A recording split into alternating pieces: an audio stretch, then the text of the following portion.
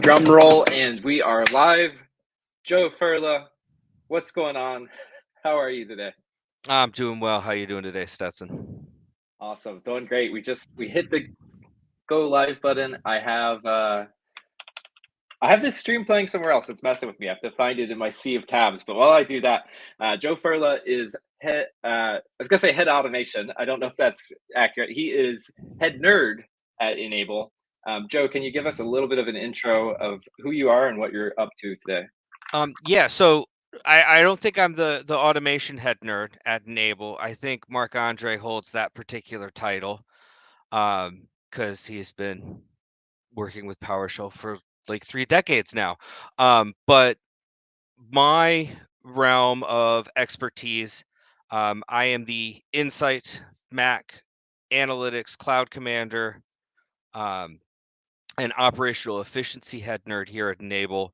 And I do a bunch of training inside Insight as well as for Mac and Windows devices on automation as well. So while I might not be Marc Andre, I do spend a large amount of time in the automation world. And part of that, I think, was a big offshoot from when I was an MSP. Um, I ran my MSP for a single man shop while I was working at Enable. It was my part time job. And I had about 325 devices. So automation for me was more than just a sheer necessity, right? It kept my lights on and my end users' lights on 24/7. Yeah, awesome. Thanks for that intro. I found the rogue tab, so I don't no longer Nice. have feedback. I'm getting in the zone. Um, and today I'm getting caffeinated. I'm a little bit slow, so we're gonna ramp up here a little bit. But if you're new to these streams, we do these just about once a month or so with our friends at Enable. And if you're dropping by, feel free to drop a question in the chat as we talk. We'll be talking about automation today. My name is Stetson Blake. Founded this is an IT support group and IT MSP entrepreneurs. Um, Joe, we were just prior to this going live chatting about Bluetooth coffee makers actually. And I feel like that might be a great way to perhaps open the conversation. Would you like to tell your anecdote? Yeah, sure. So, me and Stetson were kind of talking about whether or not we should be working out of a specific type of platform for automation, or if there's a specific technology we should hit.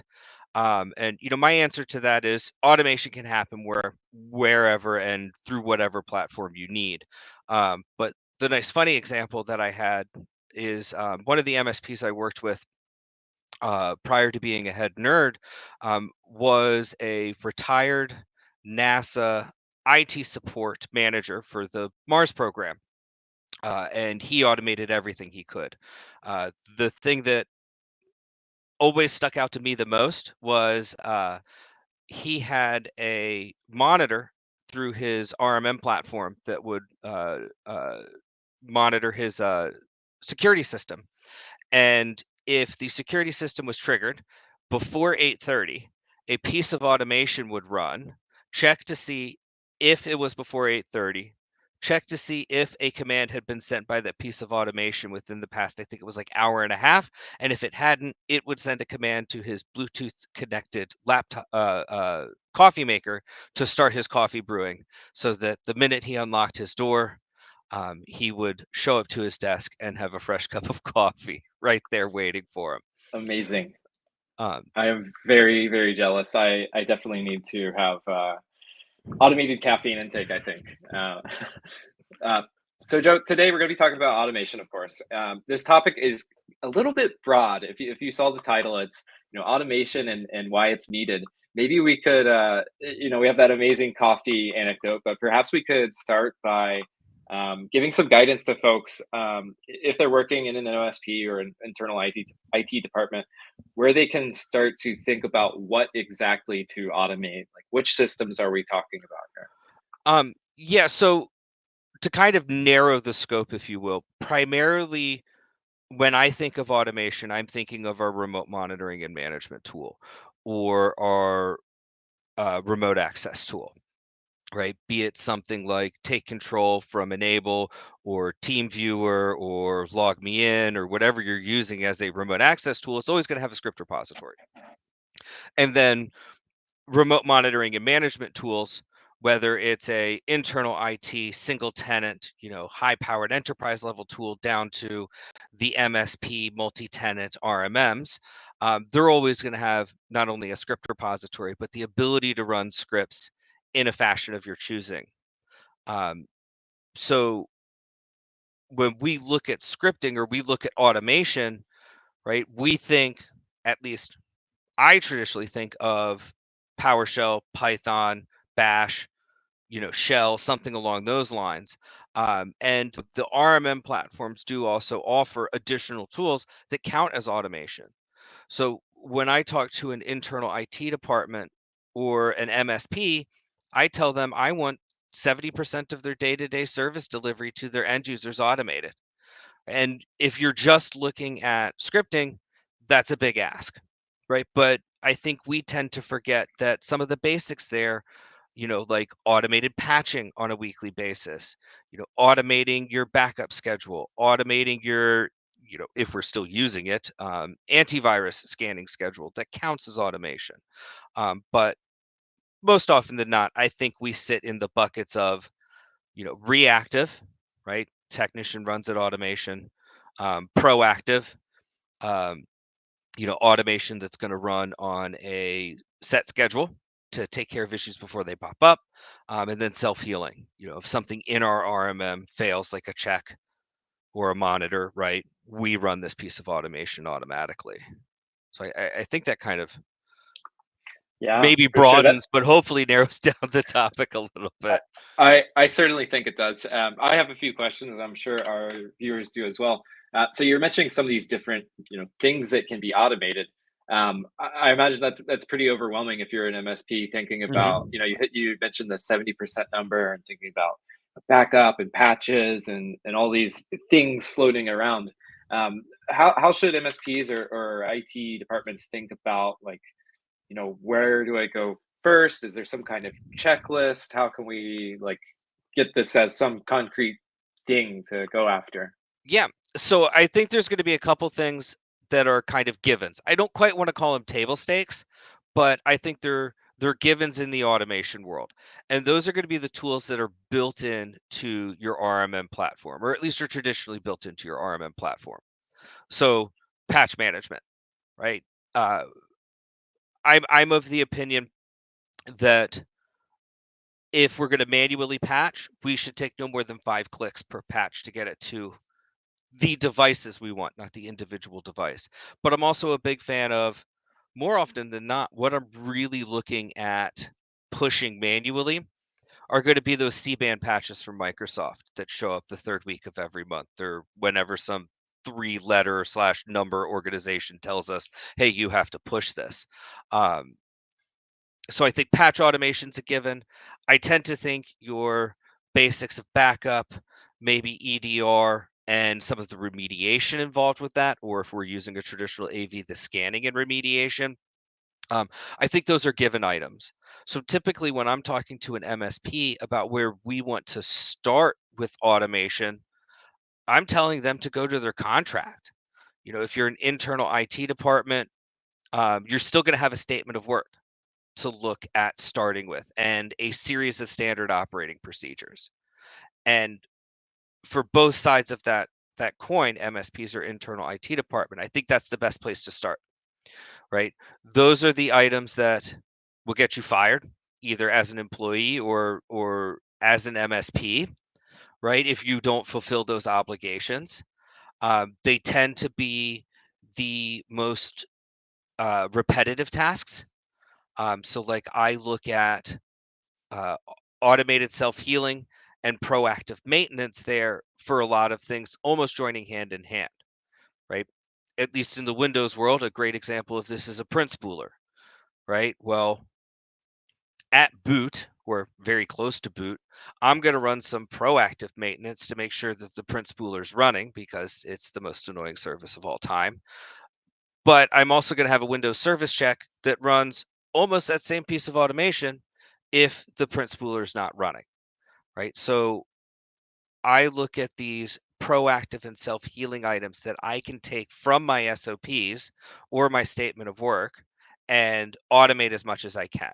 And you can pretty much use that KB or knowledge base for your standard operating procedures or your contract as your checklist. Start at the front, go down, or start at the top, go down, right? And I tend to find that gets rid of a lot of the repetitive and redundant stuff, right? Who really, when a disk-based check fails, wants to manually go and empty the recycle bin and clean up all downloads older than 90 days and delete all temp files, right? Automate it, right? Who wants to manually check that devices haven't been rebooted in 7 days, right? Set up a piece of automation so that every 4 days your end users get a notification that they can delay up to X number of hours. And at day 7, if they still haven't rebooted, send them a nice little warning. Hey, this is going to happen for security reasons. Reboot the device in 10 minutes or 15 minutes or whatever that time frame is. So I tend to feel if we're getting started in the automation world, that's going to be by far, I think, your best place to start is what you have black and white that controls your relationships with your end users or your clientele. Yeah, awesome. In other words, kind of fulfilling your responsibilities or the things you said you would deliver Hmm. on. I love that. We did get a comment here from Brian Bates saying he uses Mesh Central to run Bash scripts and other types to run updates and AV security scans. Joe, I'm curious with perhaps folks just that don't have any type of automation in place today, or they're maybe considering enable products. Could you go a little bit deeper on how that works? So you mentioned, you could use PowerShell, Python, maybe Ruby, something else. But Hmm. is that the traditional path, or is this like something where you're clicking and like a visual interface? How's Yeah, that so work? I think it depends on the vendor that you go with to choose your product, right? And that's a little bit antiquated of an answer because I think now we've got products out there like Mesh Central uh, that will um, give you at least an interface to work with when managing your scripts. But I think most of the other tools, and I believe Mesh Central does this as well, will give you a GUI interface to create scripts, right? On the Windows side, you'll see a billion and one of these tools. On the Mac side, they're out there as well. I don't deal much with Linux, so Stetson, you'd know more than I if there's a GUI interface for Linux. I'm assuming there is. Um, if there's one for Bash, there's one for Yeah, Linux. I'm sure that it exists. I think cron tab is, yeah, maybe the standard or Yep. concept sometimes, but yeah. Um, so you'll see those. The thing I do like about them is typically they're a drag and drop GUI interface where you grab an object, you drag it to the middle, drop it and go, right? You'll see this with things like Power Automate. Um, you'll see it with, if you're in the MSP world, ConnectWise. You'll see it with uh, uh, Datto or Autotask or Kaseya, whatever we're calling that conglomeration nowadays. You'll see it with Enable products. And um, these are very, very good. They're very, very easy to use. They're a great, I don't want to say entry, but more of a gateway style drug to automation because you don't have to know these languages to get it done, right? It's I want to empty the recycle bin. Well, I just drag and drop a object, right? You can get more complicated and create flows, and almost every single one of these platforms has the ability to pump in PowerShell or Bash to supplement for the objects they don't have. The downside to them is that they're proprietary. Um, if you make a automation manager policy within Central or Insight, it's not going to run on ConnectWise. So I like these GUI interfaces. I think they're very good. I think they make our lives very easy.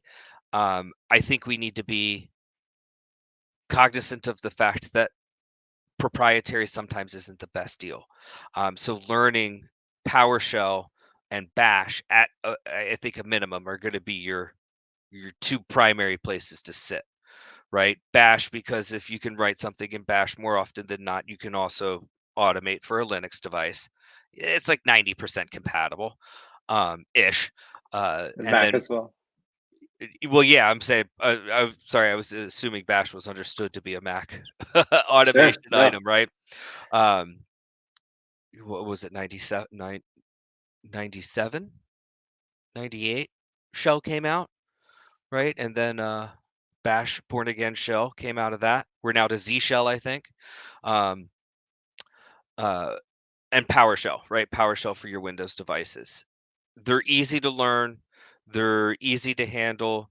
I haven't found an AI that can't get you 70% of the way to writing a script with a good query. Um, um, uh, Yeah, sorry, Brian, you made me giggle there. Um, yeah, we'll uh, show Brian's comment. Windows and CrowdStrike are proprietary closed source software too. So some folks were talking about different options there. nice. Um, so I think those are always a good background to have. Now, if you expand that out into Python or Ruby or some other, I would go almost not a script kind of dialect, but an actual coding language, more power to you, right? Python, I'm a big fan of, and I wish I knew more, because you could start to create applications that house your own PowerShell and that kind of deal. But I do think the languages are quite necessary.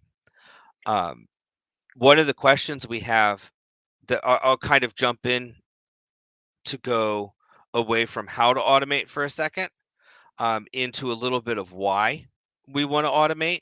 And I think it ties into, somebody asked, what if your company won't buy any of the automation tools that are out there? Well, first, a good amount of them are free, right? There's always going to be help, even if it's not one of these GUI interfaces, from things like Stack Overflow or AI, or Reddit or any of these other resources that you have. But to talk to a business organization about why we want to automate comes down to, at least in my opinion, a financial decision and a retention decision. And I say financial, right? Because automation is a time saver.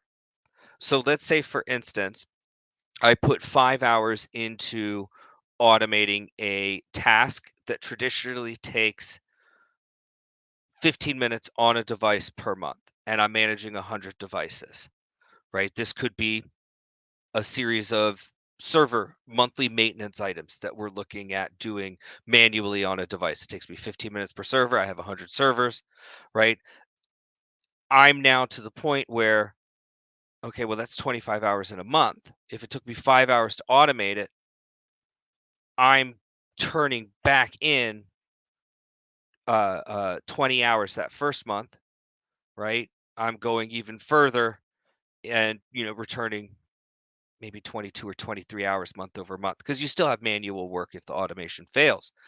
But if I look at that from a business perspective, average fully burdened labor cost for a technician in the US is right around $45 to $50. Well, you know, 25 times 50, right? I'm not good with math because I have a calculator on my phone, right? That's, 1250. 1250 a month, right? That's good savings, right? That's money I can, as an internal IT department, if I save that much, put towards hiring maybe another technician. Um, Maybe looking at investing into some different technology. Um, and the idea with it is that while that kind of, we'll call it soft savings, may allow reinvestment into a business, what it's also going to allow is internal retention. If I have happier technicians, that means I get technicians to stay with me longer. That means I get technicians who provide better and more consistent service to end users or clients. I get technicians who are going to be happier to put time and resources into my company, right? And then most importantly, I can get technicians, right, um, that now move up in my company. If I get technicians that start in tier one and end with me at engineering or service delivery management, that's a far shot better in my mind than having to go out and hire a tier three, an engineer, a service delivery manager, a security analyst, right?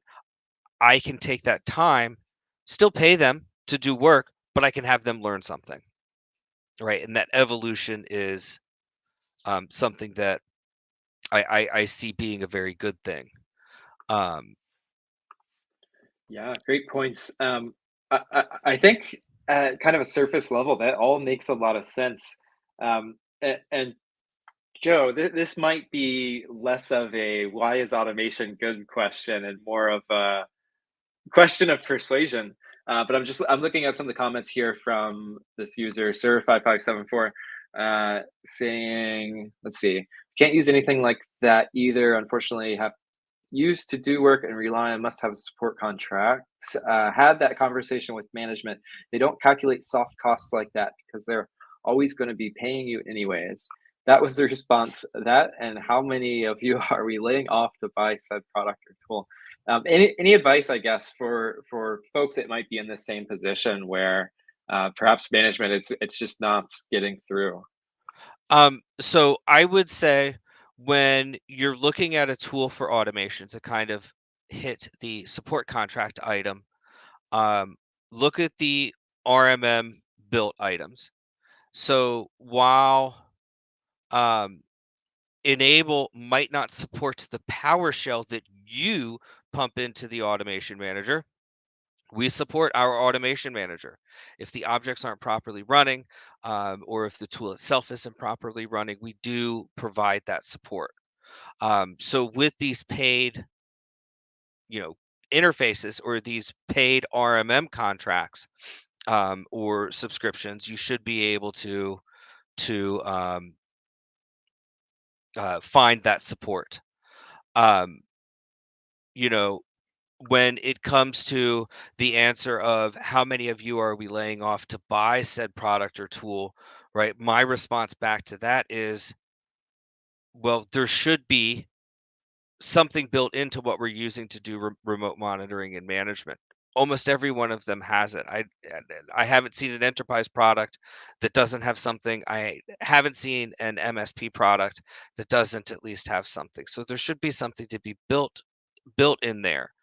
Um, the other thing too, when we're attacking that, well, how many of you are we laying off to buy this product or tool, right? We see a couple responses in here that are saying like find a better position, find a different job, that kind of deal.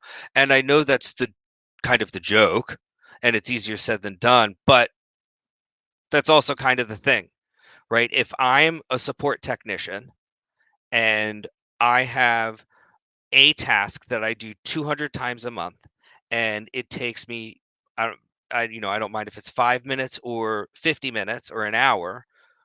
I hope it doesn't take you an hour and you're doing it 200 times a month, but I digress there, right? If I can't automate it, right, where are my company's resources going to, right? If if I can automate something, my service delivery becomes standardized. My training cycle becomes standardized when new technicians are brought in. My end users see more consistency in my service delivery, right? My external retention can go up at that point because technicians now become more interchangeable, right? If I'm building a server and I've automated application install to that server and I get sick once that needs to happen, Stetson can come in, see in the SOP, run this automation, 5 clicks done, right? Whereas if I'm not using these automation tools or I'm not using automation, I get sick, Stetson's got to come in and do research. He's got to figure out, okay, what's been installed? Is it the proper version? Is it the proper flavor of whatever I'm needing to install, and that kind of deal. So service delivery gets much better. The other thing too is if I'm talking to my employer about this, about, why do we want this product, internal and external retention being a deal. The other thing too is you can talk about sales and marketing with this, right? If I have a very stable service delivery model, right, I can now start marketing against that, because now I can start to very much time my SOPs, right? When it comes to the backup and recovery world, we all talk about RTO, right? How quickly are we going to be back up and restored? Well, why can't we talk about that with monthly maintenance? Why can't we talk about that with, say, downtime due to patching reboots that need to be made? Why can't we talk about that with, say, password resets, right? I'm not saying make wild claims, right? But a sales point that I've heard MSPs talk about is, what's your most common ticket you submit as a client? Okay, well, here's my SOP on it. I can cut your time down.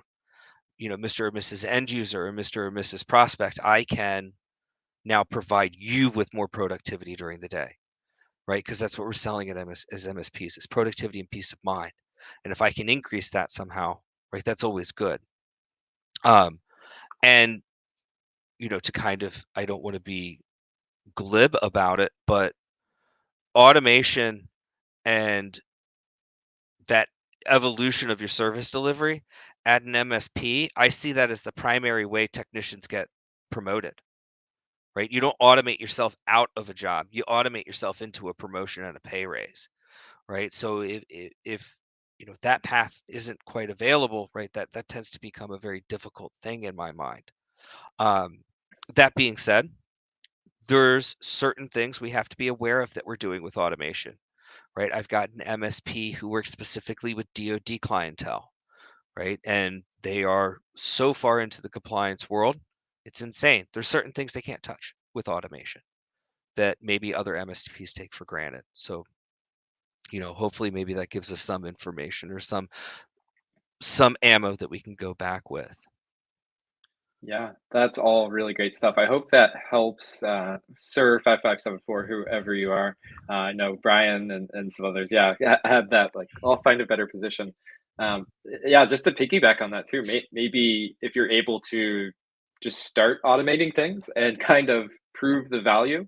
Um, Not advice, but that's what I would do. Yeah. I'm not a lawyer. And Yeah, you can kind of prove the value quickly. to something as well, if you have questions to dive deeper into how do we talk about management or ownership to show proof of concept with automation, to not dive way far into the weeds on this today, because I know we only have about 30 minutes left. There's always resources that you can get your hands on. Specifically, I would look for an automation ROI, or return on investment calculator. There's a bunch out there, or you could build your own in Excel, right? Here's my top 10 most common tasks. Here's the manual time you're paying me for. Here's the time automation's going to take. Here's the time that it'll take to run that piece of automation. Here's time saved, right? You can now have me go do a project, right? Get a big ticket item on the table. Yeah. Some other resources out there as well, and this goes for if you are an N-able subscriber or not. N-able runs boot camps. You can look up, I believe it's me or enabled n-able.com/events. There are numerous automation boot camps that run. There's 15 things you can and should be automating in your day-to-day service delivery, parts 1, 2, and 3. There's just a large amount of resources in our boot camps that, while they may say Insight or N-central, it doesn't, don't think that that's necessary for you to use the tool, you can automate what we're talking about with that. There's also the automation cookbook. If you're at me.n-able.com, go to the resources section. There's an automation cookbook. It's 850 scripts. Some of them are AMPs, which means they are proprietary, but there's a large amount of PowerShell, Bash, mobile config files.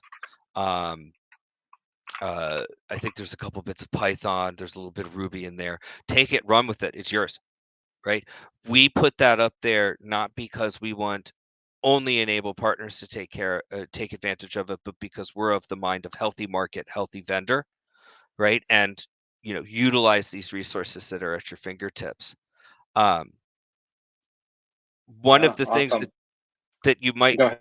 kind of think about as well, because we had another comment from Sir 5574. Yes, boot camps and automation cookbook. You can get to it. It doesn't matter if you're a part of N-able or not. Okay. Feel free. Can I just add to that quickly? I have personally attended one of the events. I believe it was one of Stephanie's on marketing. Yep. But yeah, that same page you mentioned, I popped up a banner there, Joe, in-able.com/events. There's a good, there's like a sort where you can sort on topic, and there's one for automation, of course.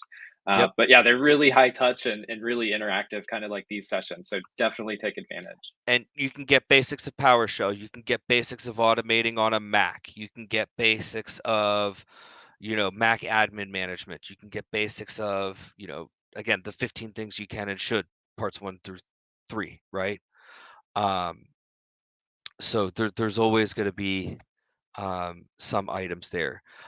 Keep in mind, there's 2 times that the boot camps will run. There's 8 a.m. Eastern Standard Time, and then there's 1 p.m. Eastern Standard Time. If you are outside of, I would say, Europe and North and South America, about once a month, once a quarter, you will see APAC boot camps. So Australia, Pacific, New Zealand area boot camps that typically myself or Jason Murphy will run. So we do take that into account as well. But so kind of going back real quick to the I'm not an MSP, I'm internal IT, right? The same argument works for internal IT. We're just turning it into a, rather than client, we're turning it into end user, right? So let's say, for instance, I have a piece of software that is crucial to sales, that is constantly breaking or constantly needing updates or constantly needing maintenance. I may or may not be looking at you, Cisco Jabber. But if you can automate some of the fixes to that, and look at how much downtime you are affecting change on, right? Your argument to management is, hey, I just gave sales an extra 10 hours per salesperson on average per year, right? So 2.5 hours per quarter of uptime, right? I'm not saying track it against your average sales cycle timing, but like, dude, a good salesperson with 2.5 hours over, 3 meetings or so, that's at least an IP, a good POC, and at least the first conversation towards closing, right? That's a cold caller. 2.5 hours should be, 30 more cold calls, right? That's marketing. That's, get me another, graphic built for my campaign, right? You can bring that value back in. It's just, how are we arguing it? Well, am I arguing this to revenue for my business based off of what happens to my end users, or revenue for my business based off of what I do for my clients, right? I think it's the same argument. You just kind of have to change the scope a little bit. Yeah. Joe, there's a awesome XKCD comic. I don't know if you or our viewers have seen it. Probably my favorite um, I guess, nerdy comic. Maybe I could share here. Yeah, I if popped you a link guys, to this. by the way, if you don't read XKCD, you guys are missing out. Point Get on blank. it. This is I think yeah, if you need any more persuasion, just send xkcd.com/1205. But this is how long you can work on making a routine task more efficient before you're spending more time than you save across 5 years. So for a task done daily that you shave off, let's say an hour, over 5 years, you save 2 months of time, which is just completely ridiculous to me. Um, and where it gets crazy, of course, is if you look at this like 5 a day column. If you're performing something 5 times a day, and you shave off what, 5 seconds, it's 12 hours. That's just ridiculous to me. So XKCD 1205, I'll pop a link for folks that want to check that out. Yeah, Uh, and I do think that kind of relationship is very valuable. Um, I also tend to think that when we have to have the talk about automation, that also kind of comes into play with this, right? One of the things internal IT department or MSP that's necessary, I think, for automation is freedom at L1 and L2. Um, they are your front line. Once you get to L3, you're talking to maybe one person, two people a week because you're dealing with big tickets, right? Engineering, you're not truly talking to people, even though you do, right? Your head's down on these big projects. Service delivery management, right? You're now tasked with moving a team in the direction your organization wants it to go. The people who know the pain points are L1 and L2, right? Giving them the freedom to help dictate where automation's going to go, to help report on maybe some of the places you want automation to go, though that probably should be a service delivery manager or a support manager, right? But giving that flexibility and that freedom for L1 to feel comfortable and say, like, guys, I'm dealing with 200 print spooler tickets per month. It took me 15 minutes. I built this piece of automation. Can we? Right? I went to Stack Overflow, pulled the PowerShell from there that's been around since 1995, right? Tested it on 2 devices and it runs perfectly fine. I just cut my 200 tickets from 15 minutes to 2 minutes, right? Having those folks have the freedom to help, I think, is invaluable to an organization because they know the pain points. They talk to your end users uh, uh, the most as well. And that does also come with some caveats. And Sir 5574 is correct here, right? If it's outsourced L1 and L2, probably not the place to give that freedom, right? But that just means that we need service delivery or our ticketing solution or our PSA if we're using a full-blown PSA or our reporting solution to start generating that stuff for us, right? When I was an MSP, I ran ticketing reporting every 2 weeks, month, and quarter, right? So I would have 2 weeks that would show me are tickets reopening and how effective am I over that small time frame with keeping tickets closed. I don't want recurring or reopening tickets. My monthly would be how many tickets am I handling? What's my mean time to resolution? What is my average time to, or what's my average first time to resolution stats, right? And quarterly would scale up from on some of those from there, right? But I'm also running against my tickets top 10 ticket types, right? Top 10 worst offenders. Which end user gives me the most grief, right? Um, and it's something that while I know that you agree with me, because look, the minute you set in a technician's chair, right, you agree with it.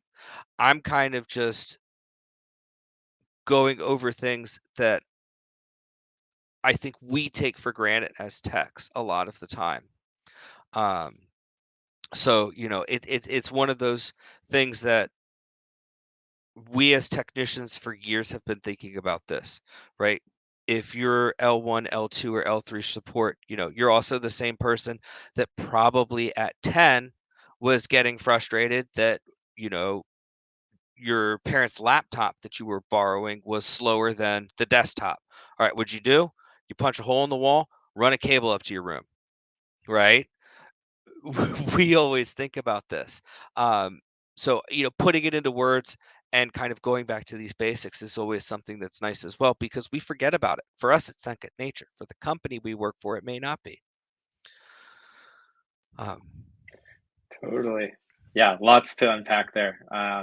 Yeah, sir, we just I called him sir, but yeah, we are just highlighting some of your comments. I think Joe and I both reading through as you were chatting. So definitely, I think in some organizations, these conversations can be a struggle.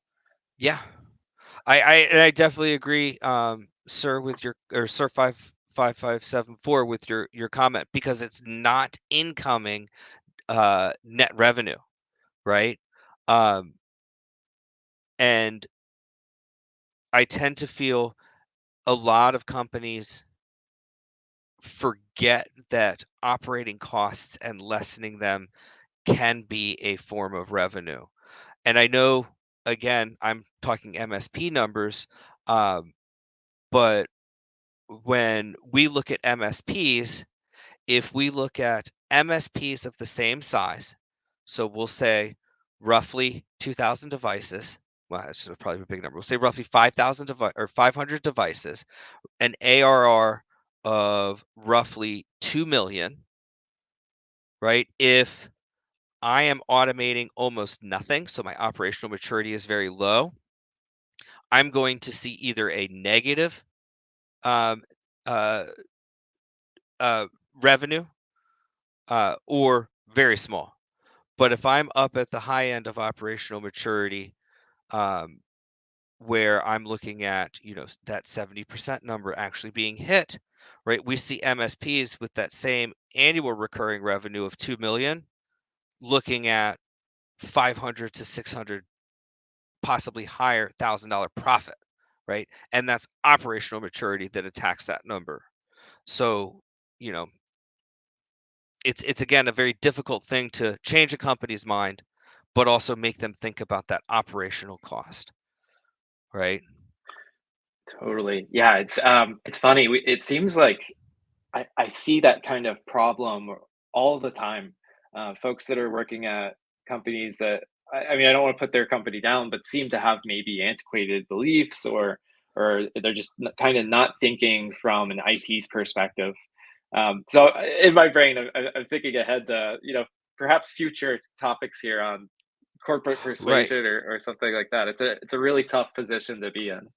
Yeah, and it's something that, I think us as I don't want to always say tech enthusiasts, right? But, more technical folk, we tend to adapt a bit quicker, right? We tend to look at moving that needle of evolution forward when it comes to service delivery, right? One, because it's our job, but two, because typically if you're in the field, it's something you love. So you're also looking at um, um, new things, right? But then when we look at the business side of the organizations, right, the C-level folks, the management folks that may not be in the support management side of the house, right?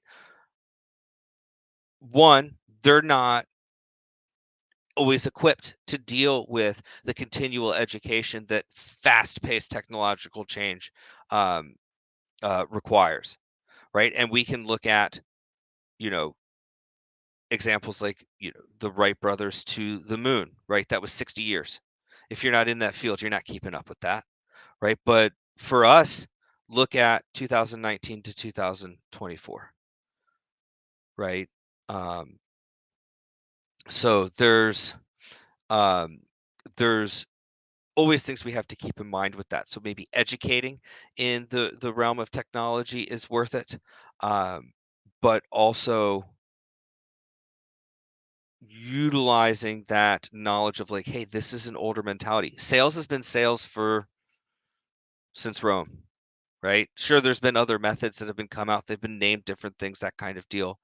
Um, you know, it all boils down to you're paying me to keep care of technology. You're trusting me to keep care of technology, right? It's also probably you should be trusting my opinion when it comes to technology. And if I can justify it, revenue, operational cost, time savings, right? That kind of deal, you know. Uh, uh, but it's always difficult. Yeah, for sure. We'll highlight a few more comments from Sir here. 130-ish-year-old company comes with lots of old mentality. We were around when computers and the internet were invented. We sit on multiple Class B IP scopes. And then quick question from Don. Joe, he's mentioning some of the events are at 4 a.m. Ah, Don't um, see later times. Are there replays? YouTube. So you can go search the Enable YouTube. The Head Nerd team has put forth a large effort to get our follow-ups onto YouTube over the past few months. So you'll see boot camps. Boot camps are going to be predetermined learning paths that are Head Nerd led. We do take questions. We will take time for rabbit holes, that kind of deal. So don't think we'll leave you guys high and dry. You're also going to see office hours up there. Office hours are Head Nerd moderated, but there is no pre-prescribed learning path. It is, here's a topic, Insight and Central, Mac, cloud management and tools, sales and marketing, operational efficiency, backup and recovery, security, and then you just ask away. You know, you'll get 5 to 10 minutes in the beginning for some housekeeping and introductions, and then the nerd will typically go, all right, questions, what do you have? And we'll just start answering them. So both of those are recorded YouTube. And then if you are an Enable partner, you have access to the Enable University, which is inside the Enable Me portal, so me.n-enable.com. It's one of the few things that is behind a login that does house boot camps, office hours, but it also has a lot of product learning in there as well. And all of that's on Awesome. Popped demand. a link to me.in-able.com. And then, of course, the other one was in-able.com/events. Joe, this has been great. I think we've covered a lot of topics. We kind of, talked about, well, Bluetooth coffee makers for one, but then where to start and how to choose, what to automate, some of these low-hanging processes. You mentioned tactics like looking at, what was it, 10 most common tickets or troublesome clients. One topic we had that you totally didn't send me in advance, wink, wink, I believe was onboarding assessments. I don't know if we covered that. Could you elaborate on what an Yeah. onboarding assessment is? So this tends to go specifically to the MSP side of the house. Internal IT can take advantage of this, but they tend to have a little bit easier time onboarding, primarily because they tend to sit near the devices that they're going to be onboarding. They tend to sit in the same office as people they're going to be onboarding. Whereas MSPs, we don't have access to those devices until a contract's signed, right? So when we look at kind of a space to automate, one of the things I always bring up, because I think MSPs forget this, is going to be that onboarding and that assessment process. So whether you are performing an assessment before you even sign a contract, my opinions on that we can have at a later time because I am a fan of that. I also used to charge for my assessments because my end users would get 75 to 150 pages of assessment when I was done. So even if they didn't go with me for my contract, they still thought about me every time their MSP did something wrong that my assessment laid out. Anywho, um, and then getting your software on devices, maintaining your end user software on devices, or bringing in new devices. We need to look at automating that as much as possible. So my assessment A lot of that was automated through the platform I was using for assessments. Depending on your security risk, I used a different platform. So I would sell fully managed deals only, is what we call them in the MSP space. And then I'd base what your assessment was going to be off of high, medium, or low security needs. So that was a lot of in-platform items, using everything from something like risk intelligence from N-able to going to the big guns and utilizing Qualys for my very high security clientele. But onboarding, I think, is the one that MSPs need to look at focusing on, because I always hear these, I have a 3-month onboarding cycle. I have a 2-month onboarding cycle. And that's not to say that it shouldn't take that long. Maybe if your assessment's part of onboarding, it will. But I look at, well, I created a portal in my web page that was behind credentials, multi-factor authentication, if you would like as well, for each individual client that I spun up. And I had a link there for a Windows, Mac, or Linux device. And that link would, when the end user clicked on it, pull a script that would, via API, pull my RMM agent and install it. Put the device where it needed to be because I had everything preset up in the dashboard. And then upon first check-in of that device, I had a series of checks with self-healing tasks behind them. And the check was legitimately, is backup and disaster recovery installed? Is EDR installed? Is take control installed? Is, this piece of software installed because the end user calls it mission critical? Is this piece of software that I need to perform my day-to-day job there? Do they have access to the password manager of our choosing, right? And those checks, if failed, would then pull that application or would pull that solution to that device. And on top of that, right, I would look at implementing based off of CIS controls, user stipulations. I'd look at permissions on devices. I would look at, in that initial pulling down the RMM script, if I needed to create myself an admin, right? There was just a number of things that I was doing inside my onboarding that I hear MSPs complaining about. And I'm like, it's 200 lines of PowerShell. Not that that's a small amount of PowerShell, but that time that I put into automating that, I got a trackable onboarding process. I got a probably 65 or so percent automated onboarding process. I didn't have to worry about my end users taking agents and throwing them on home devices because I was tracking clicks through my website, right?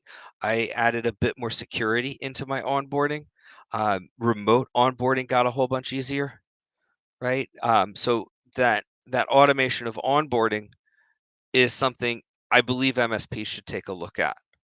Um, and something that if we need to have a talk on it, keep an eye out on YouTube. I'm doing a webinar on that at the beginning of August in Australia for 2 of the N-able events, the Inform events. If you happen to be on Australia, Sydney and Melbourne. Sorry to shamelessly plug N-able events. No, you have. But I kind of put a button on that because Fred brought up a really good topic that I think needs addressing, because we are in a day and age where end users are more and more and more technology literate, but dangerously literate, right? If we look at a bell curve, I know nothing, I know everything, right? And the danger level's really low. And then in the middle is I know some things, danger level super high. I think we're in the middle of that bell curve.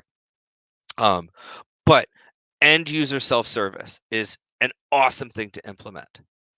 Your password management tool should be able to look at managing and self-serving end users if they need password resets. Any password management tool that does that, every IT person should be cheering when your company gets it. I think that's a very easy one to implement.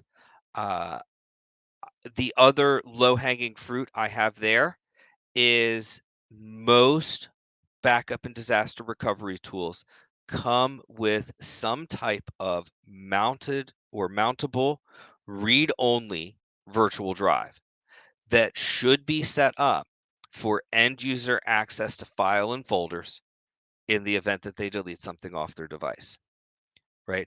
And I shouldn't say if they delete something off their device. What I should be saying is when they delete that mission critical presentation, they should be able to go, oh, I can go to the virtual drive and pull it, right? Or I can go to this virtual environment and pull it, be it, something like OneDrive or SharePoint, or if it's your backup and recovery tool, like Cove has the virtual drive. I know Datto or has one. That should be an item. And I would say 5 years ago, I was a little bit less hesitant about end user self-remediation because they didn't know as much. They'd follow my steps. I am now a little bit hesitant about some stuff going above and beyond that, right? Because they now think they know things. So when it comes to self-service, that file and folder level restore, that reset password, that maybe if you can't print, click here button. Those are the very simple items I'll look at end user remediation. I'm also a very firm believer that, especially in the MSP space, they're paying you to make them productive. We do want to put some of this onus back on them, but you could probably do it quicker than an end user anyway if you just wrote a script for it. And maybe giving them inside your support portal. If you can't print, click here. If you can't do this, click here, right, is a reasonable item. Though, the work into that may be a thing of the past in the next couple of years because of AI in PSAs, right? Look at the Yeah. things like Halo's doing. Good segue, Joe, because we're coming to the end of our time here. But you brought up AI first, so I think we should dive a little bit deeper. I think we talked a little bit earlier actually about creating scripts and automations with some AI tools, which I think is great. I'd love to hear, I guess, a little bit more on that, and then maybe where you think the industry is going. Elaborate on this Halo PSA thing and AI. So I'll start with I think first off, I don't think AI is the end all be all answer for anything. AI is in 2024 what automation was in 2015, right? It's this new thing that I think strikes fear in some people's minds. Other people are seeing it for what it really is. And it's a tool that we can use to make our job easier. So while I do use AI to help me write scripts because it's stupid fast at it, I'm operating under the assumption that I'm going to get 75% of my script at best, right? It's never the end game. It never makes the end product. You're still going to have to take it those next steps.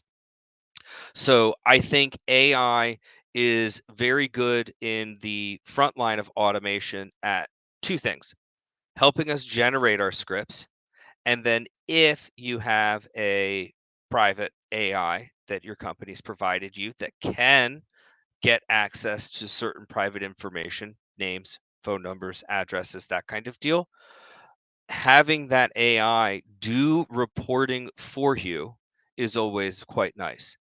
I don't want AI making the decision that these are my top 10 tickets, but what I do want AI doing is going through my PSA and quickly pulling a report of the ticket types that I've been dealing with and the number of instances I've seen over the past quarter, the past year, and the past 5 years, right? I want AI to do that information parsing and information gathering style items for me. That being said, when you get into tools that have specific designs to utilize AI, like Halo, you can put the man hours in to training that tool to do some things for you. Initial first response on your tickets, providing your technicians with research. This ticket's been replicated 5 times in the past. Here's the last 3 and the steps to remediation that were took. Technician, go run. You can have that AI possibly provide some of these smaller remediations, right? I deleted this PowerPoint file accidentally. I'm okay with an AI sending back a preset, you know, professional, casual themed email of, Stetson, I'm so sorry to hear that. That really stinks. If you remember your device is connected to this drive, here's how you get to it, steps 1 through whatever, right? Here's how you're going to drag and drop a file back to your device, right? Or here's how you're going to access that file through SharePoint or OneDrive. If you have any questions or concerns, please contact us at phone number, support link to reply back to the ticket or reply back to this email, however you're doing it. I like that that motion. I don't think I want AI solving the problems though. I want AI doing the information gathering, the research, and the redundant tasks because I can train it to do that. Right? We have an MSP that's been working with Halo PSA to get some of this done. His goal is 80% of the tickets that he works on have automation applied to them. That doesn't mean there's no manual labor. It just means there's some automated labor.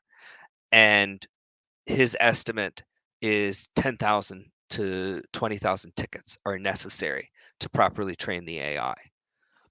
That's a lot. That's a lot of work. The information gathering was easy for him. It was the having it talk back and having it communicate and having that AI get through the proper workflow. So I think there's very good uses for it. And I think it boils down to how much time and energy you want to put into it. And when we look at AI in the market, I don't think we're ever going to get around, manual interaction and human interaction, right? Computers are very good at doing what they're told. AI is very good at doing what they're told. Humans are good at flexible thinking. You got to have them both. For sure. Yeah, we're maybe not quite there yet. Brian replied, "AI is great. Not what most people are thinking of." Yeah. I echo a lot of your opinions, Joe. I've used it for some scripts. It's great, gets you a lot of the way there, but yeah, you really have to check over it for hallucinations and make sure you're not deleting the root volume automatically or something crazy. Right. Well, Joe, we are coming to the end of our time here. I really think we covered a lot on this somewhat broad word, right? Automation. But you've been really super resourceful. We covered a little bit earlier on Enable events, but I'm curious, do you have any other kind of plugs on where folks can find you online or learn more about Enable? I think the events page is a great start.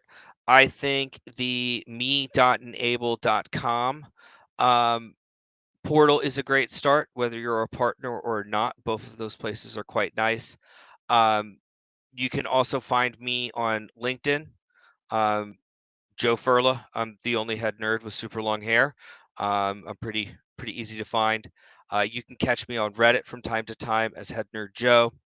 But also on top of that, if you guys have questions about automation or operational efficiency or that kind of deal, always do feel free to shoot me an email.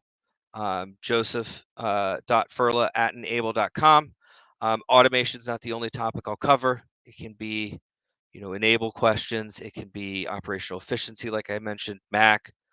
We could talk about the latest Magic Gathering set to come out, and you can listen to me complain about power creep. What's going on in the MLB right now. It doesn't pick your topic. I'm always happy to talk. Fantastic. Joe, as always, really appreciate you coming by. Folks, I hope you'll catch us on the next one. We'll see you and have a great afternoon. Bye.